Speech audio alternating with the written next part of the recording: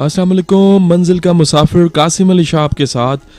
सामिन, ये आवाज़ FM 98.6 की है और आज 7 तारीख़ है फरवरी की और 2015 हफ्ते का दिन मैं हाजिर। सामिन, जैसा कि आप जानते हैं कि मंजिल का मुसाफिर प्रोग्राम आपके लिए मंजिल के मुसाफिर लेकर आता है, ऐसे लोग लेकर आता है जिनकी ज़िंदगी में कोई मकसद है, जो किसी मकसद के साथ जी रहे हैं, जीना सिखा रहे हैं और मिसाल हैं बेशुमार लोगों के लिए। आज भी बिल्कुल ऐसे ही हमारे साथ एक ज़बरदस्त मंजिल के मुसाफिर, एक शानदार इंसान जिनसे मैं पहले ही मुतासिर हूँ। बाज़ औक़ात ऐसा होता है कि हमारा प्रोग्राम होता है, उस प्रोग्राम के बाद मैं मुतासिर होता हूँ या सुनने वाले मुतासिर होते हैं। आज जो हमारे साथ हमारे दोस्त हैं, मंजिल के मुसाफिर हैं, डॉक्टर नईम मुश्ताक साहब। डॉक्टर साहब से मैं मुतासिर हूँ, उसकी वजह यह है कि डॉक्टर साहब एक पर्पज़ वाले, पैशन वाले, जुनून वाले इंसान हैं। अस्सलाम वालेकुम डॉक्टर साहब। वालेकुम अस्सलाम। सामिन, मैं आपको बताता चलूँ कि डॉक्टर साहब की जो स्पेशलिटी है वो HR के साथ साथ जो रिलीजियस फ़िलासफ़ी है, जो इंटरफेथ है, इंट्राफेथ डायलॉग्स हैं, इसके साथ साथ पीस एंड कॉन्फ्लिक्ट मैनेजमेंट पे डॉक्टर साहब की बड़ी ग्रिप है। साथ में लीडरशिप पे और ऑर्गेनाइजेशनल डेवलपमेंट पे डॉक्टर साहब का प्रैक्टिकल काम है। जो मैं डॉक्टर साहब को जानता हूँ, डॉक्टर साहब का कमाल ये है कि वो चीज़ें जो डॉक्टर साहब ने पढ़ी उन्हें इम्प्लीमेंट भी किया और उन्हें खोज के जान के देखा कि क्या ठीक है क्या नहीं है।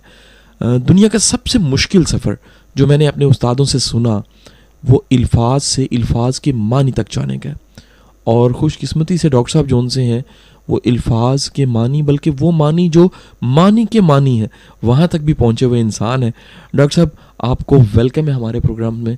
आप इतना टाइम निकाल के इस्लामाबाद से हमारे प्रोग्राम में आए। जी बहुत शुक्रिया। मेरे लिए भी ऑनर है कि आपके प्रोग्राम में आपके साथ शरीक गुफ्तगू हूँ, और मैं समझता हूँ ये आपकी मेहरबानी है, मोहब्बत है। आपने जितना भरपूर अंदाज से मेरा तारुफ़ करवाया, ये सब अल्लाह का फ़ज़ल है। सही। और इस फ़ज़ल को पहचानने के लिए भी फ़ज़ल ही चाहिए होता है। कोई शक नहीं। डॉक्टर साहब वेलकम। डॉक्टर साहब ये बताइए कि आज एक बहुत बड़ी ज़िम्मेदारी उस फ़र्द पे आ जाती है जो पढ़ा लिखा भी है, जी, बाशऊर भी है, जिसकी आँख भी खुली हुई है, जो बेदार भी है। यकीनन आप हैं, यानी मैं आपकी बात कर रहा हूँ। इतनी बड़ी ज़िम्मेदारी, बिलखसूस ये ज़िम्मेदारी इस लिहाज से कि जो यूथ है उसको रंग रंग के इश्यूज़ फेस करने पड़ते हैं। सेकुलर सारी सोचें भी चल रही हैं, बाहर से आइडियाज़ भी आ रहे हैं, IT का, सोशल मीडिया का दौर भी आ गया है। हम जितना मर्ज़ी स्कैन कर लें, इंफॉर्मेशन, चीज़ें यूथ तक ऐसी चली जाती हैं जो ग्रूमिंग तो दूर, उन्हें राह रास्त से इतना दूर ले जाती है कि हम बता नहीं सकते। आप क्या समझते हैं कि वो कौन से फैक्टर हैं, वो कौन सी चीज़ें हैं जो यूथ को प्रॉपर गाइड कर सकती हैं? जी कासिम भाई, आपने बहुत बड़ी एक बीमारी की निशानदेही की है पाकिस्तानी माशरे में। हमारे यहाँ जब आप अखबार पढ़ें, रेडियो देखें, TV देखें, तो आम तौर पे ये कहा जाता है कि पाकिस्तान की नज़रियाती असास पर हमला हो रहा है। निसाब में से वो चीज़ें हम निकाल रहे हैं जिससे पाकिस्तान के असल मफहूम का अंदाज़ा हो सके, निशानदेही हो सके। इसी तरह और देखें तो हिस्टोरिकल फैक्ट्स भी बड़े ज़्यादा हम मोड़ते हैं, ट्विस्ट करते हैं, ताकि असल हक़ाइक़ तक रसाई जो है हमारी ना पहुंच सके। इन सारी चीज़ों को एनालाइज जब मैंने किया तो मैंने देखा कि इसके साथ साथ एक और बड़ा हमला हो रहा है, और वो पाकिस्तान की नज़रियाती असास, हिस्ट्री के साथ साथ जो पाकिस्तान का मुस्तकबिल है, पाकिस्तान की नौजवान नस्ल, उसके माइंड के ऊपर बड़ा हमला हो रहा है। और वो इस तरह से हो रहा है कि उसको इस तरह कंफ्यूज कर दिया है कि वो पढ़ा लिखा होने के बावजूद भी अपनी शख्सियत में बिखरा हुआ है। वो अगर गाड़ी में बैठता है, उसके पास दौलत के वसाइल हैं, उसके पास बाकी दीगर वसाइल हैं, तो वो जहाँ पे भी बैठा होगा एक बिखरा हुआ इंसान होगा। बिल्कुल ऐसे ही जैसे गुलाब की पत्तियाँ बिखरी हों, है तो गुलाब, मगर चूँकि वो बिखरी हुई हैं तो वो मसला हुआ सा गुलाब है। तो उसको वो वापस वो फोकस अता करके हमने वापस उसको एक ऐसी इज्तिमाई या कह लीजिए कलेक्टिव पर्सनैलिटी की तरफ लेके आना है, ताकि अपने सारे वसाइल को एक मकसद की तरफ फोकस करके। कैसे उन्हें पता लगेगा कि एक पर्पज़ या एक जो पर्सनैलिटी है, कौन सी पर्सनैलिटी है, और उसकी तरफ कैसे जाना? अभी जो हमारा मुआशरा है ना, जब आप गाइडेंस के लिए जाते हैं, जब मैं भी कोई किताब लेने जाता हूँ या अपने दोस्त को जब मैं देखता हूँ वो कन्फ्यूजन की हालत में है, तो मैं मार्केट में जाता हूँ कि देखूँ उनको कौन सी किताब ऐसे लेके दूंगा जिससे वो रहनुमाई हासिल कर सकें। तो पाकिस्तान में जहाँ और बहुत सारी प्रॉब्लम्स हैं, एक प्रॉब्लम ये है कि इस वक्त पाकिस्तान सेकुलरिस्ट फोर्सेस और रिलीजियस एक्सट्रीमिस्ट फोर्सेस के दरमियान हालत जंग में है। ठीक है जी। अब जो नौजवान नस्ल है वो इन दोनों फोर्सेस को देखती है तो वो समझती है इन दोनों में से कोई एक दुरुस्त होगा, हालांकि दोनों ही दुरुस्त नहीं है। ठीक है ना। दीन जो है, जो बैलेंस लाइफ है, आप बैलेंस पे बेशुमार मैनेजमेंट पे भी किताबें पढ़ेंगे, लीडरशिप पे भी, तो इस नुक्ते पे मशरिक और मगरिब का इत्तफाक है कि जो राह इत्तदाल है वही राह अमन भी है। क्या बात है। और ये जुमला बड़ा खूबसूरत से रिपीट कीजिएगा जी। राह इत्तदाल जो है वही राह अमन है।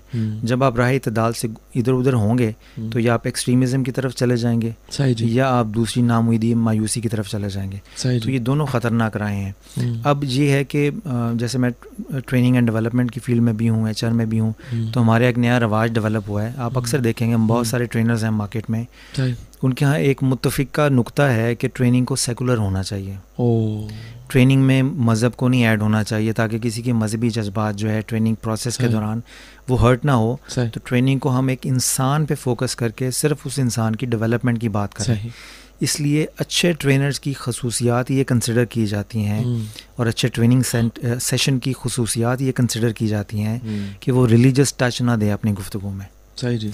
तो उसका मैंने हल ये निकाला। मैं ख़ुद भी सोचता था कि मैं अगर ट्रेनिंग में कुरान पाक की आयतें डिस्कस करता हूँ, हज़रत सल्लल्लाहु अलैहि वसल्लम की हदीस डिस्कस करता हूँ, तो मेरे पे लेबल लग जाता है ये मौलवी है अंदर से। ऐसा है ये या ये वो सोसाइटी में कॉमन ट्रेंड है जी। ट्रेंड है। और या वो ये समझेंगे कि मैं शायद क्वालिफाइड ट्रेनर नहीं हूँ जो बार बार मज़हब का सहारा लेके तो अपनी ट्रेनिंग सेशन को दिलचस्प बनाने की कोशिश कर रहा हूँ। बट अगर मुझे कहा जाए कि मज़हब निकाल दें तो शायद मेरे पास बोलने के लिए कुछ ना बचे। ये एक इम्प्रेशन है। सही।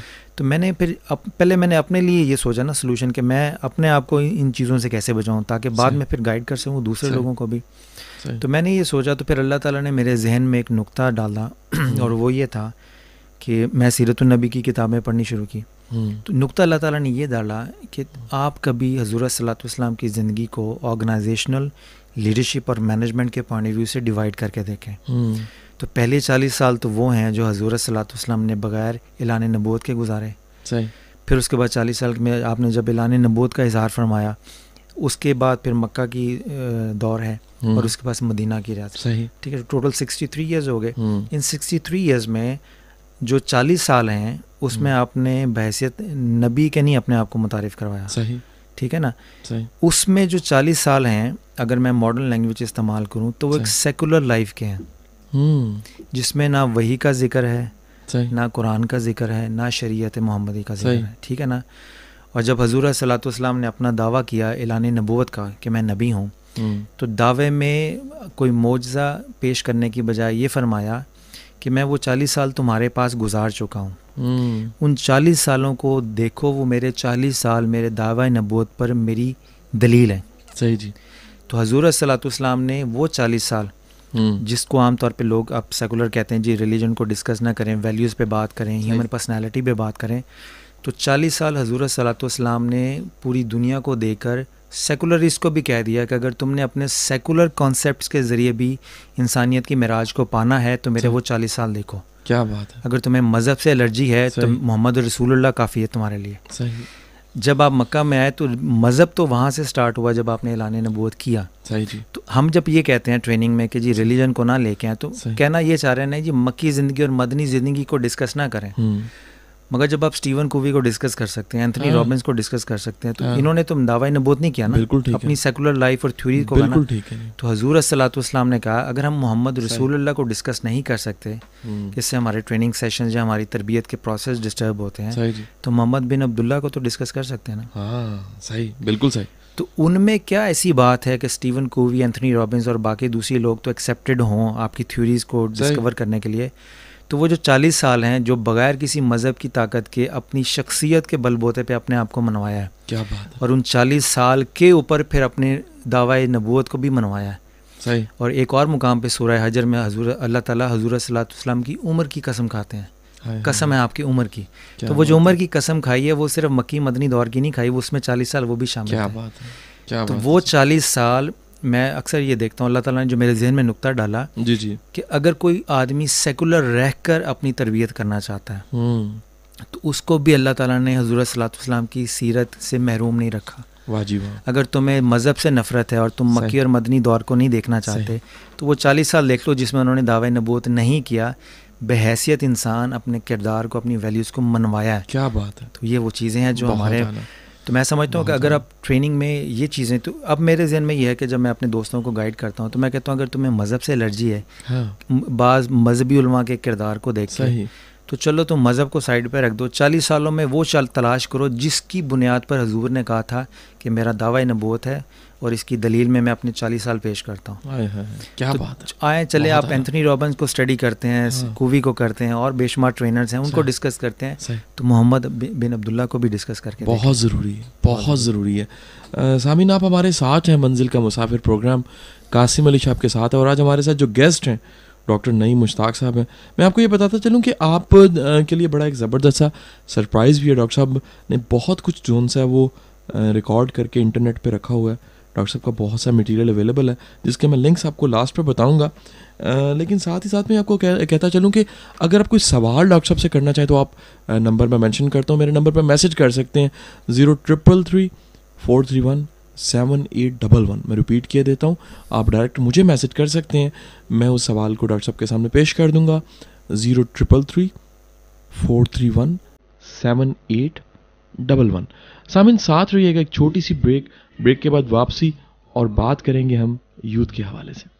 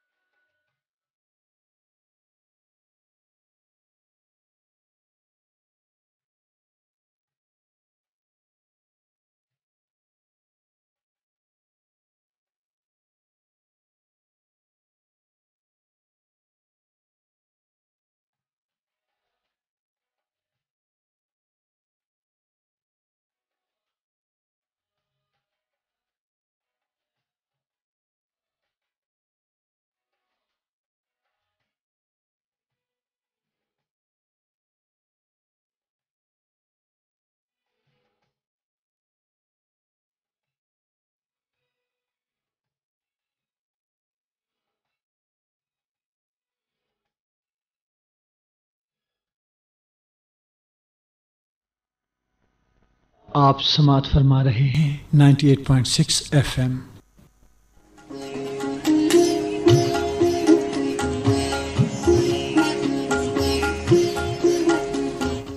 वेलकम बैक सामिन, मंजिल का मुसाफिर कासिम अली शाह के साथ, और ये आवाज़ FM 98.6 की है।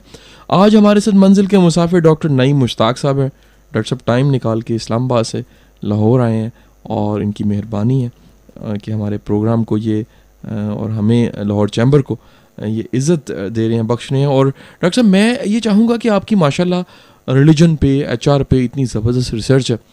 रसूल पाक सल्लल्लाहु अलैहि वसल्लम की लाइफ के वो 40 साल जो नबूवत से पहले के हैं, अगर गौर करें तो इसमें भी लीडरशिप हमें दिखती है आपकी। इसके हवाले से थोड़ी सी रोशनी डालिएगा जी।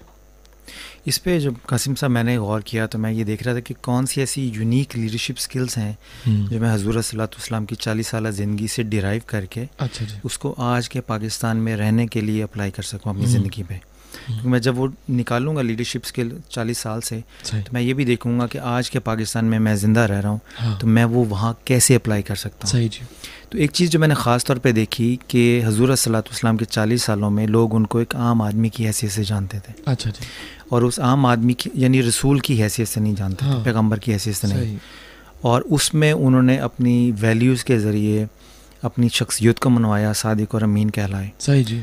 मगर जब कुछ लोग उनसे आम आदमी की हैसियत से बात करते थे, हाँ। जो दोस्त थे, सही, जो ऐलान नबूवत के बाद सहाबी बने, वो ऐलान नबूवत से पहले दोस्त थे। सही, तो बेतकल्लफ़ी भी थी। हाँ। कुछ लोग उनको इस तरह से बुलाते थे जैसे हमारे ही कबीले का कोई हाँ। नौजवान है, सही जी। तो उनके बुलाने में वो अंदाज़े बयां जिसको बाद में कुरान ने कहा कि अब अपनी आवाज़ें भी नीची रखो, क्या बात है, और इसको मेरे रसूल को इस तरह से मत बुलाओ कि इसकी शान में भी फ़र्क हो और उसके अदब में भी। तो ये ऐलान नबूवत के बाद जितनी रिस्ट्रिक्शंस लगी हैं हज़ूर सल्लल्लाहु अलैहि वसल्लम से गुफ्तगू की, बिहेवियर की, वो उससे पहले नहीं थी। अब हमें नहीं पता कि ये कौन शख्स है जो मेरे साथ बैठा हुआ है। अगर मैं वहाँ पे अपने आप को तसव्वुर में ले जाऊँ तो मेरे पहलू में जो शख्स बैठा है मुझे नहीं पता ये मोहम्मद रसूलुल्लाह हैं, ये मोहम्मद बिन अब्दुल्लाह हैं अभी तो मेरे गुफ्तगू में हो सकता है कभी बेअदबी भी हो जाए, बेतकल्लफ़ी में मैं कभी अपनी हद भी पार कर जाऊँ गुफ्तगू में। अब मुझे नहीं पता ये कौन है। अच्छा जी। मगर क्वेश्चन ये है, उनको तो पता है कि वो कौन है। क्या बात है, ठीक है ना। सही बात है। तो इसको मैंने अप्लाई ये किया कि हमारे आजकल के दौर में जब हम अपनी काबिलियत से वाकिफ़ होते हैं, आगाह होते हैं, हाँ। और फिर हम ये तवक्को करते हैं कि दूसरे हमारी काबिलियत के मुताबिक हमसे बिहेव करें, सही। और अगर वो नहीं कर पाते अनजाने में या उनको हमारी काबिलियत का नहीं पता होता, तो हम नाराज़ भी होते हैं और सब्र तहम्मुल का दामन भी हाथ से छोड़ देते हैं। ऐसा है। तो जो चीज़ मैंने उन 40 सालों में हज़ूर सल्लल्लाहु अलैहि वसल्लम की पहली निकाली वो ये था सब्र तहम्मुल। क्या बात है कि उन लोगों के साथ सब्र तहम्मुल जो नहीं जानते कि ये किससे मुखातिब है। क्या बात है, अज़मत की इंतहा, इज़्ज़त की इंतहा, अज़मत की शनाख्त, अज़मत की समझ, बिल्कुल, और उसके बावजूद बर्दाश्त। बहुत आला सर। यानी हज़ूर सल्लल्लाहु अलैहि वसल्लम ने वैल्यूज़ पे कंप्रोमाइज़ कभी नहीं किया, मगर उनके साथ बैठ के, उनके दरमियान में बैठ के उनको बर्दाश्त किया। क्या बात, उनकी तरबियत के लिए। सही। तो मैं ये समझता हूँ जो पहली चीज़ मैंने निकाली वो ये था कि अगर आपने लीडर बनना है, हाँ। तो लीडरशिप स्किल में नंबर 1 क्वालिटी जो हज़ूर सल्लल्लाहु अलैहि वसल्लम की सीरत से मैंने निकाली वो आपका सब्र और तहम्मुल है। आप दूसरे की तरबियत सब्र और तहम्मुल के बगैर नहीं कर सकते। आप जिस मुआशरे में रह रहे हैं जहाँ पर इंसाफ अगर कम है, ज़्यादती ज़्यादा है, तो जब तक सब्र और तहम्मुल से इन सारी चीज़ों को नहीं सहेंगे, आप उस वक्त तक अपनी शख्सियत की बाकी जो लीडरशिप स्किल्स हैं उस सब्र और तहम्मुल के पर्दे में उसको नॉरिश करना, आपने उसकी परवरिश करनी है। बिल्कुल सही। और दूसरी बात यह है कि आज जब हम बात करते हैं रब्ते रिसालत की, हज़ूर सल्लल्लाहु अलैहि वसल्लम के साथ हमारा ताल्लुक़ जितना मजबूत होगा हम उतने बेहतर होंगे। हाँ। मगर हज़ूर सल्लल्लाहु अलैहि वसल्लम के दौर में तो कोई रसूल नहीं था जिनसे आप ताल्लुक़ पुख्ता करते। तो आपने उस सब्र तहम्मुल को मजबूती से पकड़े रखने के लिए अपना ताल्लुक़ खुदा से पुख्तगी से जोड़े रखा। यानी खामोश लाइफ थी जिसको हम कहते हैं, वो खामोशी सेकुलर थी। हाँ। उसका इजहार जब हुआ तो वो मजहबी हो गई। सही।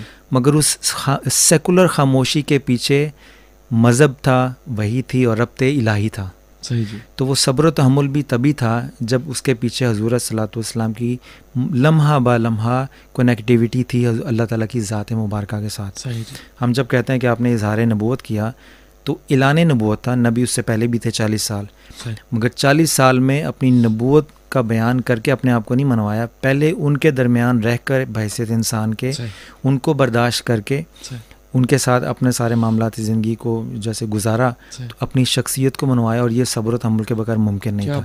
तो आजकल के दौर में मैं समझता हूँ, और एक और बात भी हज़ूर सल्लल्लाहु अलैहि वसल्लम की दूसरी सब्र तहम्मुल में भी, कि उन 40 सालों में हज़ूर सल्लल्लाहु अलैहि वसल्लम ने यानी बातिल के साथ कंप्रोमाइज़ कभी नहीं किया, हमेशा हक की साइड पे खड़े रहे हैं। तो ये सब्र तहम्मुल का कभी उन्होंने सबक नहीं दिया कि बातिल के साथ कंप्रोमाइज़ करके सब्र तहम्मुल का मुज़ाहरा करो। हक के साथ खड़े हो जाना है और बातिल के सामने डट जाना है, ये भी उसके सब्र तहम्मुल। तो इसको जब हम आज की ज़िंदगी में अप्लाई करेंगे, आज के पाकिस्तान में, तो मुराद ये होगा कि सब्र तहम्मुल में अपने ऊपर अगर कोई ज़्यादती हो जाती है और ये आपका अपना चूँकि राइट है, तो उसमें सब्र तहम्मुल अगर आप करना चाहें तो करें, मगर किसी जालिम को किसी दूसरे मजलूम के ऊपर जुल्म करता हुआ देखें तो वहाँ सब्र तहम्मुल का मुज़ाहरा करें तो वो ज़्यादती होगी। क्या बात है, उस वक्त एक ही चीज़ दो सिचुएशंस में बदल जाएगा, बदल जाएगा उसमें। सर मेरा साथ ही ये सवाल आ जाता है कि आज हमारे हुक्मरान जो नाखुदा बने बैठे हैं, उनकी ज़ाती ज़िंदगी कोलोफिल में इतना तज़ाद है। आप सरकार से उनकी ज़िंदगी जगह जगह हमें वाक़यात ऐसे मिलते हैं जिसमें जो आपने कहा वो करके दिखाया, बल्कि करके दिखाया और फिर कहा। यहाँ पर मतलब दावे हैं और हकीकत नहीं है। हालांकि बड़ा शानदार जुमला मैंने किसी किताब में पढ़ा कि जो कुछ आप कर सकते हैं इससे क्रेडिबिलिटी नहीं है, जो करके दिखा देते हैं क्रेडिबिलिटी उससे है।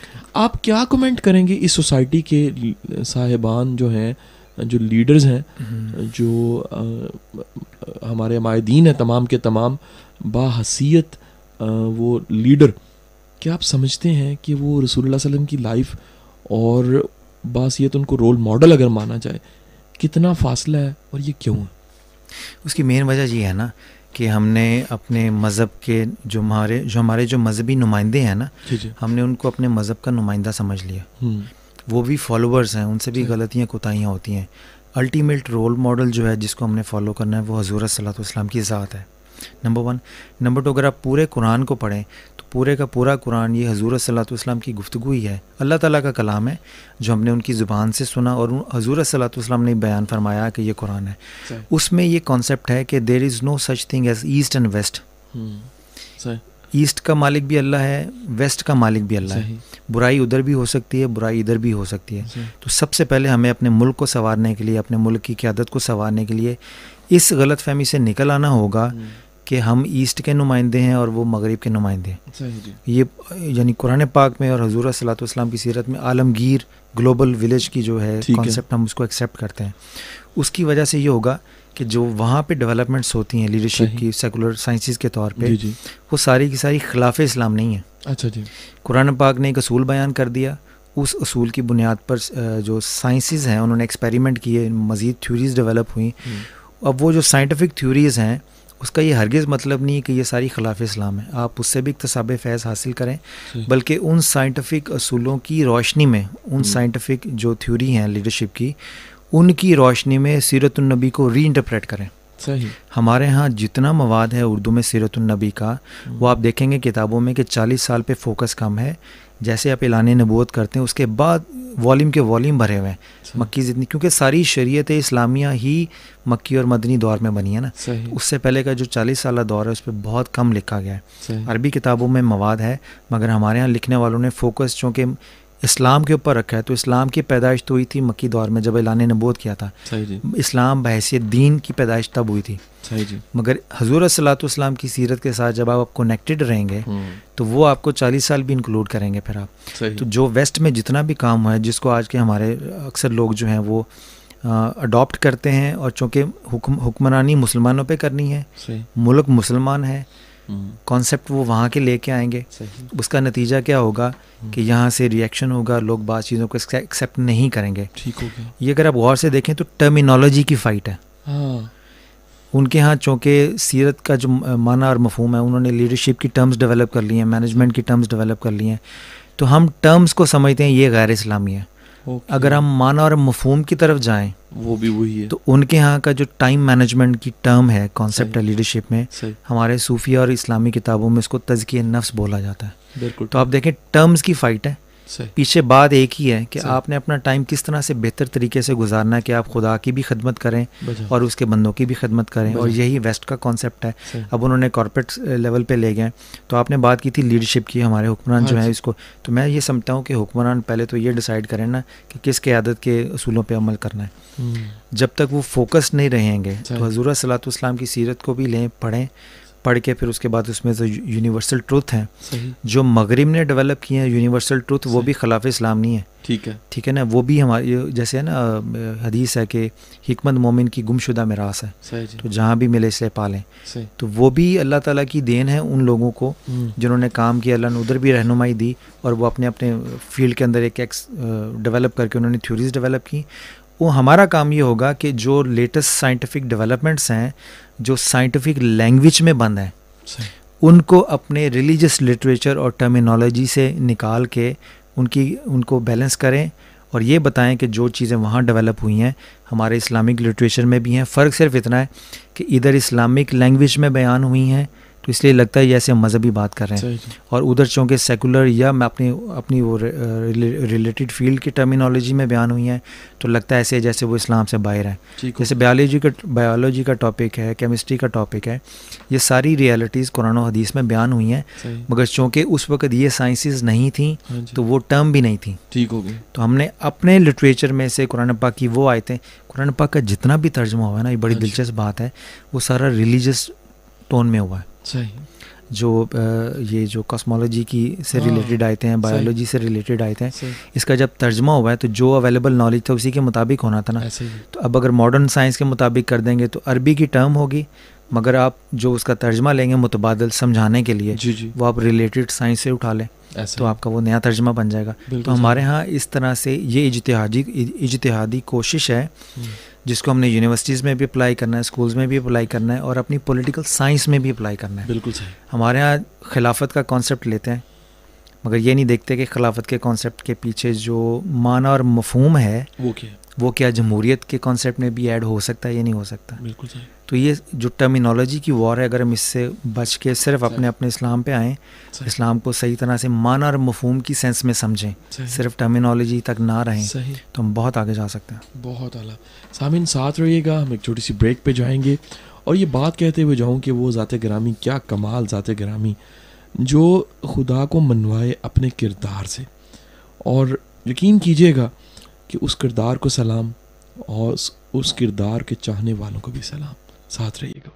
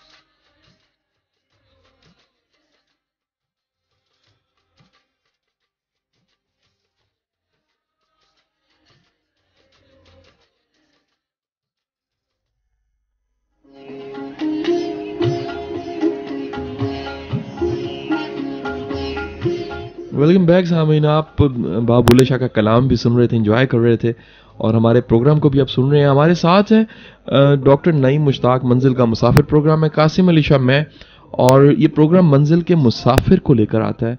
अगर आपने अभी अभी भी ट्यून किया है तो अभी भी बहुत कुछ बाकी है, आपने बिल्कुल हमें नहीं छोड़ना और ये साथ निभाने का वादा आपने करना है, चलना है साथ। सामीन, मंजिल का मुसाफिर प्रोग्राम और इसमें डॉक्टर नईम मुश्ताक साहब, डॉक्टर साहब HR, लीडरशिप, जो रिलीजियस फिलॉसफीज़ हैं, कंपैरेटिव रिलीजियस स्टडीज़ और बेशुमार जो इश्यूज़ हैं उसके ऊपर ग्रिप रखते हैं।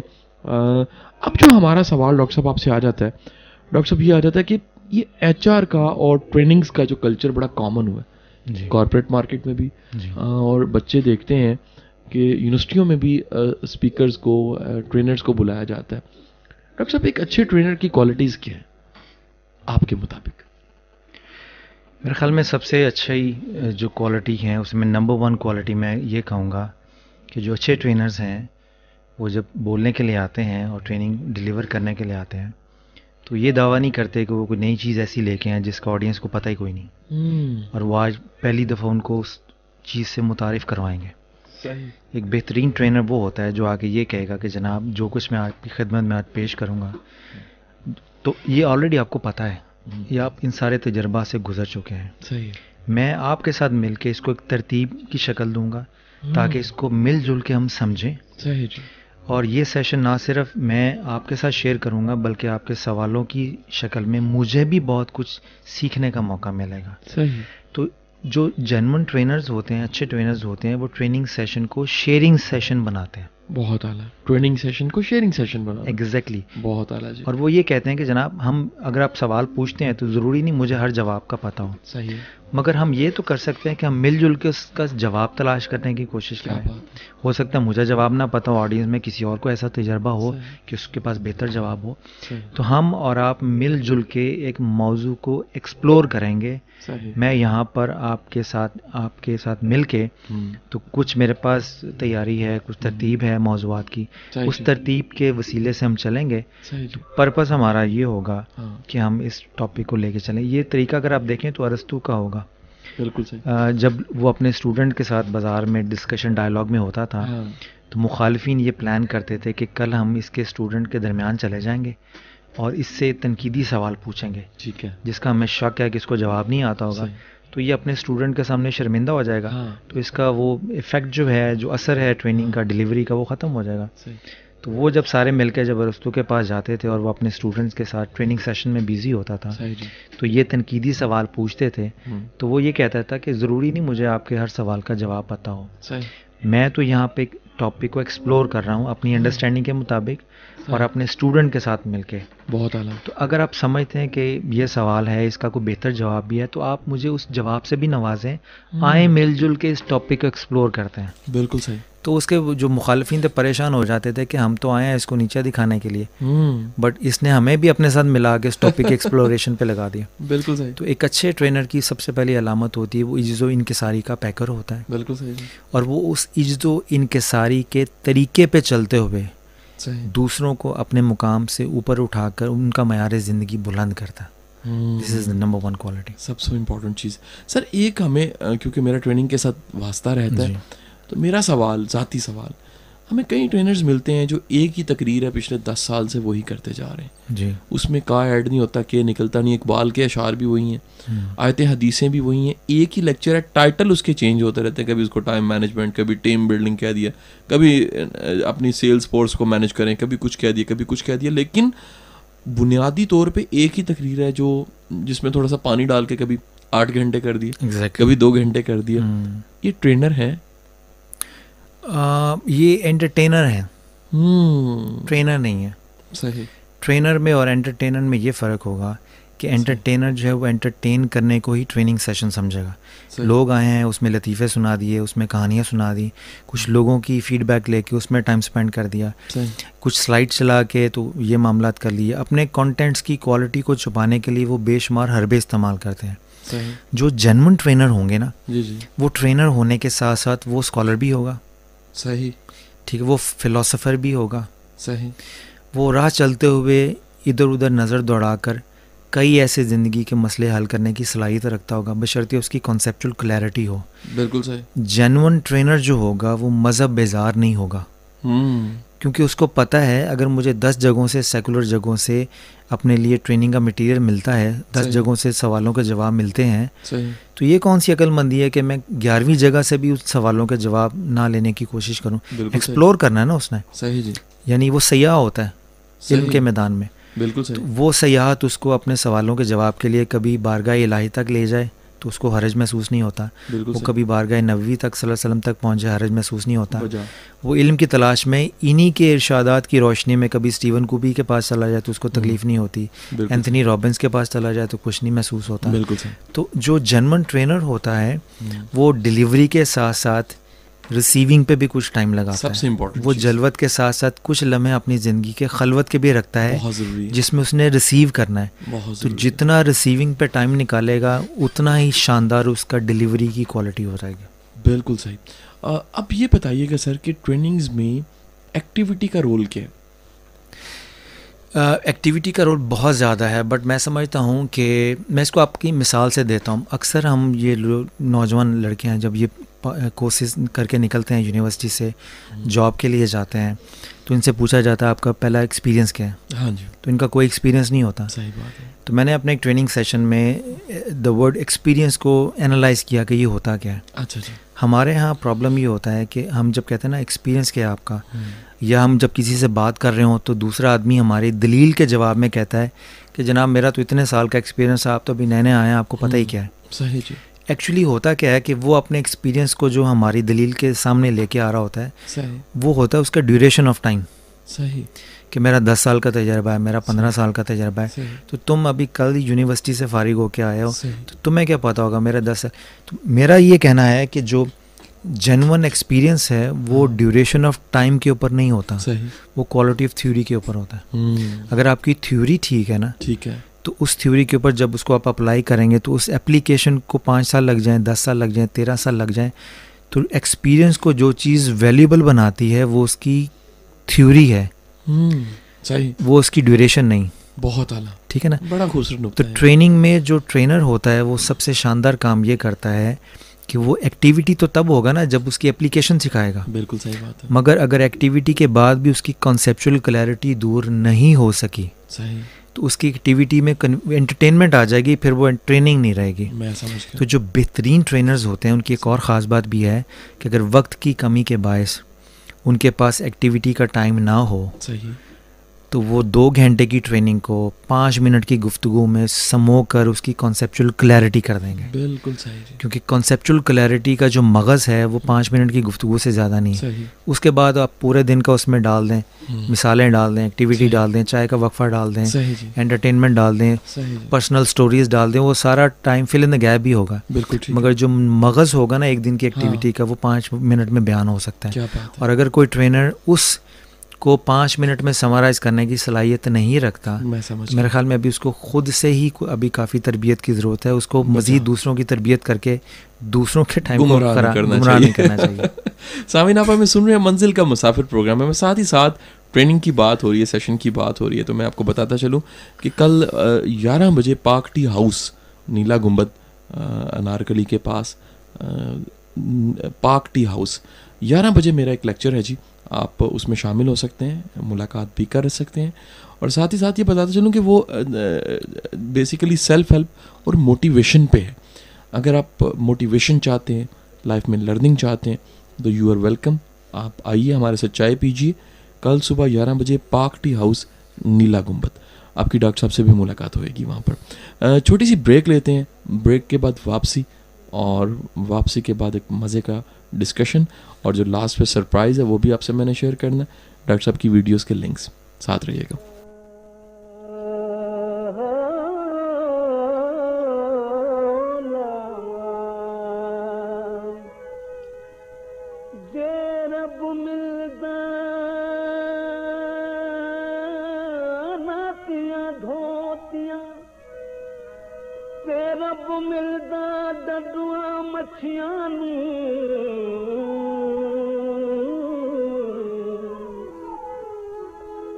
जे ਜੇ ਰੱਬ ਮਿਲਦਾ ਜੱਤੀਆਂ ਸੱਤੀਆਂ ਅਤੇ ਰੱਬ ਮਿਲਦਾ ਖੱਦੜੇ ਖਸੀਆਂ ਨੂੰ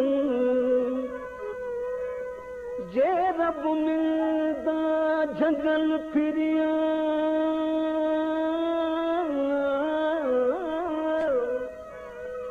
ਜੇ ਰੱਬ ਮਿਲਦਾ ਜੰਗਲ ਫਿਰਿਆ ਅਤੇ ਰੱਬ ਮਿਲਦਾ ਗਾਇਆਂ ਵੱਛੀਆਂ ਨੂੰ ਦੇ ਦੁਨੀਆ ਰੱਬ ਉਹਨਾਂ ਨੂੰ ਮਿਲਦਾ ਅਤੇ ਦਿਲੀਆਂ ਅੱਛੀਆਂ ਸੱਚੀਆਂ ਨੂੰ ਅਸਾਂ ਇਸ਼ਕ ਨਮਾਜ਼ ਜਦੋਂ ਨੀਤੀ ਹੈ ਅਸਾਂ ਇਸ਼ਕ ਨਮਾਜ਼ ਜਦੋਂ ਨੀਤੀ ਹੈ कदों भूल गए मंजर मसीती है असां इश्क नमाज जदों नीति है असां इश्क नमाज जदों नीति है कदों भूल गए मंजर मसीती है असां इश्क नमाज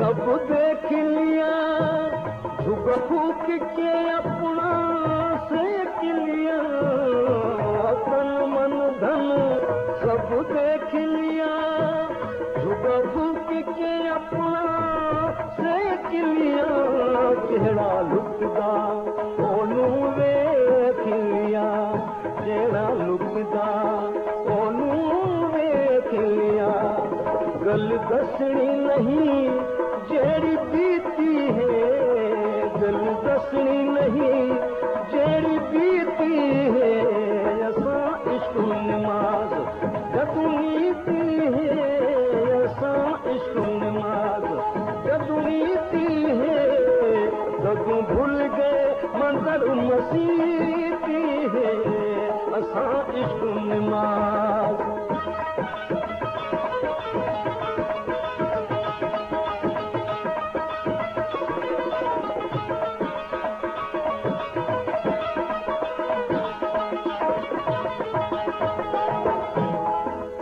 आशिक होवे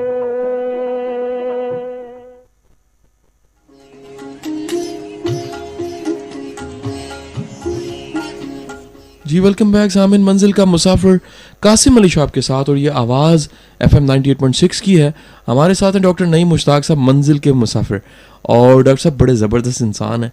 डॉक्टर साहब की माशाल्लाह लीडरशिप में बिहेवियर मैनेजमेंट में जो कंपैरेटिव रिलीजियस स्टडीज़ है साथ ही साथ डॉक्टर साहब का बड़ी अच्छी कमांड है इंट्रा फेथ हार्मनी पे और HR पे ट्रेनिंग्स पे।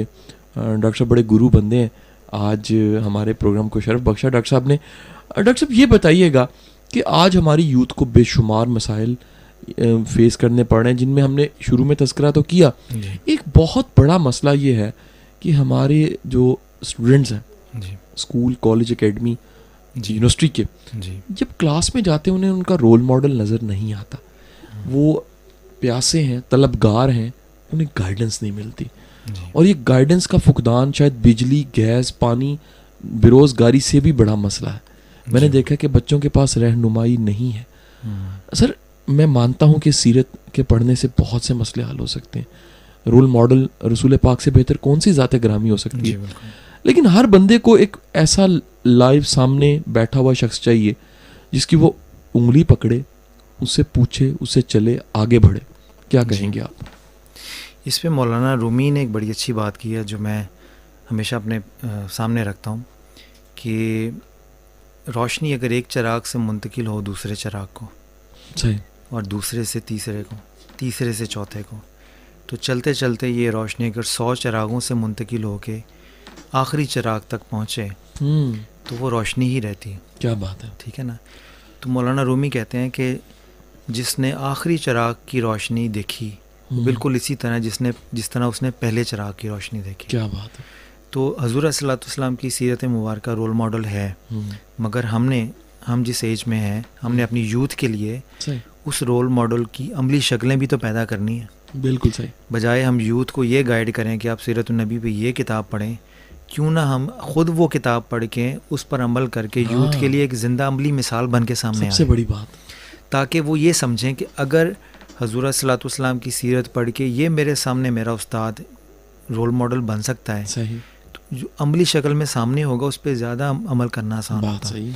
तो मेरे ख़्याल में यूथ को सीरतुन्नबी की तरफ राग़िब करने के साथ साथ हम ख़ुद भी सीरतुन्नबी की तरफ राग़िब हों और उसकी अमली मिसाल हम ख़ुद भी बने, ताकि हम स्टूडेंट्स को उस थ्योरी को, उस उसवा-ए हसना को उनकी ज़िंदगियों में ढालने का फ़न भी सिखा सकें। बहुत आला। हमें प्रैक्टिकल एप्लीकेशन में जो डिफ़िकल्टी होंगे, हम अपने बुज़ुर्गों से बात करें, हम अपने मेंटर से बात करें, वो जब हमें गाइड करेंगे तो हो सकता है वही मसला हमारे किसी तालिब इल्म को पड़ा होगा, हमारे ऑफिस के कॉर्पोरेट कल्चर में किसी एम्प्लॉइज़ को वो पड़ा होगा।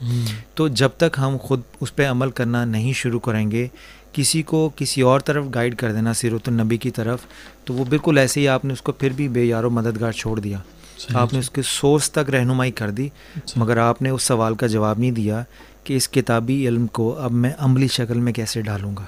हज़ूर सल्लल्लाहु अलैहि वसल्लम को उसवा-ए हसना जो किताबों में महफूज हैं, जी जी, उसकी अमली शक्ल मुझे कहाँ नज़र आएगी। बजा तो वालिदैन का फ़र्ज़ बनता है कि वालिदा उसको घर में उस अमली शक्ल से मुतारिफ़ करवाएँ, वालिद उसको वहाँ मुतारिफ़ करवाएँ। बिल्कुल सही। स्कूल में जब वो आए तो वो किसी अमली उसकी तलाश में ना हो, बल्कि वो घर में ये 2 अमली नमूने देख के आ रहा हो और वो स्कूल में एक तीसरे नमूने की तलाश में, अमली नमूने की। सही जी। तो वो उस्ताद की शक्ल में उससे मिलेगा, फिर उसकी इस तरह की, ये उस्ताद का फ़र्ज़ बनता है। इसी तरह जब आप कॉर्पोरेट सेक्टर में जाएंगे तो सबसे मेजर रिस्पॉन्सिबिलिटी CEO की है कि वो एक ऐसा एनवायरनमेंट डेवलप करे जहाँ पे एम्प्लॉइज़ को ये रोल मॉडल इंजेक्ट किया जा सके। सही जी। और उसके बाद नंबर 2 जो रिस्पॉन्सिबिलिटी वो HR हेड्स की है। सही जी। क्योंकि उनके पास employee day to day contact होता है, वो मैनेजमेंट और एम्प्लॉई के दरमियान ब्रिज भी हैं।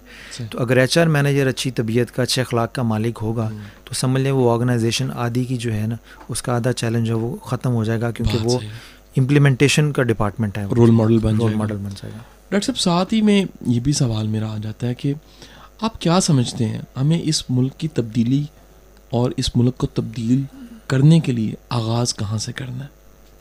मेरे ख़्याल में हम जो बेस्ट तरीका जो मुझे समझ में आता है वो ये है कि हर आदमी अपने घर की ज़िम्मेदारी ले ले। प्रॉब्लम ये है कि हर आदमी घर की ज़िम्मेदारी से सरफ़ नज़र करके अपनी अपनी सियासी जमातों में मसरूफ़ है। सही जी।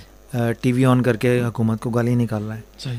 वो सिर्फ़ और सिर्फ ये ज़िम्मेदारी ले ले कि बाहर का माहौल बेशक जैसा भी हो, सही, कम अज़ कम जो मेरा दायरा इख्तियार है, जिसमें मेरे बीवी आते हैं, बच्चे आते हैं, या मैं जिनको जवाबदेह हूँ अपने घर में, अपने वालिदैन, अपने बुज़ुर्ग हैं, तो वो मेरी छोटी सल्तनत है, मैं उसका बादशाह हूँ। तो मुझे उस सल्तनत का ज़्यादा ख्याल रखना है। ठीक हो गया। अगर हम हर आदमी घर से अच्छे बच्चे पैदा करके जब माशरे में भेजना शुरू करेगा तो माशरे की बुराई काफ़ी हद तक नीचे आ जाएगी। बात सही है। क्योंकि माशरे का फिर जो फ़ाइट होगी बुराई से, वो हर घर में हो रही होगी। सबसे इम्पोर्टेंट। घर से बाहर की ज़िम्मेदारी में तो हम इतने शायद नहीं हो सकेगा हमसे, मगर घर के अंदर के सारे मामला की ज़िम्मेदारी तो हम उठा सकते हैं ना। हम बच्चे को वो परसेप्शन दे के मार्केट में भेजें कि वो मार्केट से वो उधर निगाह ही ना करे जिधर निगाह करने का हुक्म नहीं है। हम घर में से उसको उस्ताद का, इज़्ज़त व एहतराम का वो सबक सिखा के भेजें कि उस्ताद को वो क्लास में सिखाना ना पड़े, ताकि वो वहाँ से आगे का सफ़र उसको तय करवाए। बहुत आला जी, बहुत आला।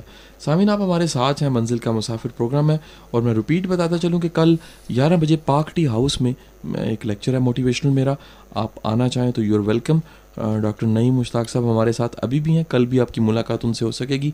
और मैंने आपको जैसा कि बताया था कि आज के प्रोग्राम का एक सरप्राइज़ और एक ख़ास बात ये भी है कि डॉक्टर साहब ने जो बेशुमार काम किया, बल्कि मेरा ख्याल है पाकिस्तान में सबसे ज़्यादा जो वीडियोस और डाटा है वो डॉक्टर नईम मुश्ताक साहब का है, रिलीजन के हवाले से, सेल्फ हेल्प के हवाले से, और बिलखसूस HR के हवाले से, रिलीजन के पैराडाइम में, सीरत के पैराडाइम में, और साथ ही साथ बड़े अच्छे रेफरेंसेस, बड़ी मेहनत से।